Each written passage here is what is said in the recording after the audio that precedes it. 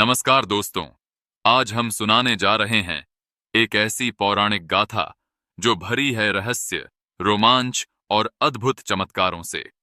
तो आइए चलते हैं विराटगढ़ की ओर। बहुत समय पहले विराटगढ़ नामक एक समृद्ध राज्य था। वहां के राजा की एक ही संतान थी, राजकुमारी चंद्रलेखा। वह रूप में चंद्रमा जैसी सुंदर और बुद्धि में तेजस्विनी थी, लेकिन महल के भीतर छिपा था एक भयानक रहस्य। राजकुमारी के जन्म के समय महल के आंगन में एक विशालकाय सर्प प्रकट हुआ था। उसे मारने की कोशिश की गई, परंतु वह सर्प अचानक गायब हो गया। तब से यह विश्वास फैल गया कि राजकुमारी का भाग्य किसी अदृश्य नाग शक्ति से जुड़ा है। राज्य के पास के घने जंगल में रहता था एक तांत्रिक वर्धन, जिसकी सिद्धि ऐसी थी कि वह मृत आत्माओं से बात कर सकता था। वह बार बार राजा को धमकाता, राजकुमारी मुझे सौंप दो, नहीं तो तुम्हारे राज्य पर नाग विनाश उतरेगा। गांव में एक निर्धन ब्राह्मण का पुत्र था, अर्जुन।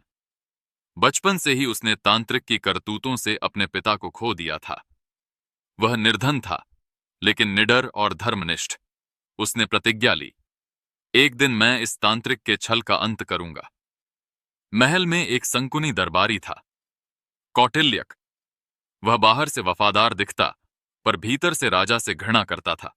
वही तांत्रिक को गुप्त समाचार भेजता रहता कि कब और कैसे राजकुमारी को पकड़ना आसान होगा। पूर्णिमा की रात तांत्रिक ने काले यज्ञ का आयोजन किया। संकुनी दरबारी ने गुप्त द्वार खोल दिया और तांत्रिक ने अपने मंत्रों से विशाल सर्प को बुला लिया। राजकुमारी को उठाकर यज्ञ कुंड की ओर ले जाया गया। तभी गांव का वह ब्राह्मण पुत्र अर्जुन अपने हाथ में केवल एक जलती हुई मशाल और पिता की दी हुई मंत्र संरक्षित ताबीज लेकर प्रकट हुआ। तांत्रिक ने मंत्र फूंककर सर्प को अर्जुन पर छोड़ दिया। अर्जुन ने ताबीज हवा में उठाया और मंत्रोच्चार किया। नाग और तांत्रिक दोनों की शक्तियां बेकाबू होकर आपस में टकराईं। पूरा जंगल बिजली की तरह चमक उठा। आखिरकार अर्जुन ने अपनी मशाल तांत्रिक के काले यज्ञ कुंड में फेंक दी। यज्ञ शक्ति उलटकर उसी तांत्रिक को भस्म कर गई। राजकुमारी मुक्त हुई।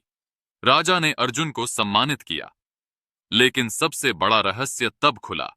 वह सर्प दरअसल राजकुमारी का पूर्व जन्म का रक्षक नाग था, जिसे तांत्रिक ने बंधन में कर रखा था। अर्जुन ने उसे भी मुक्त किया,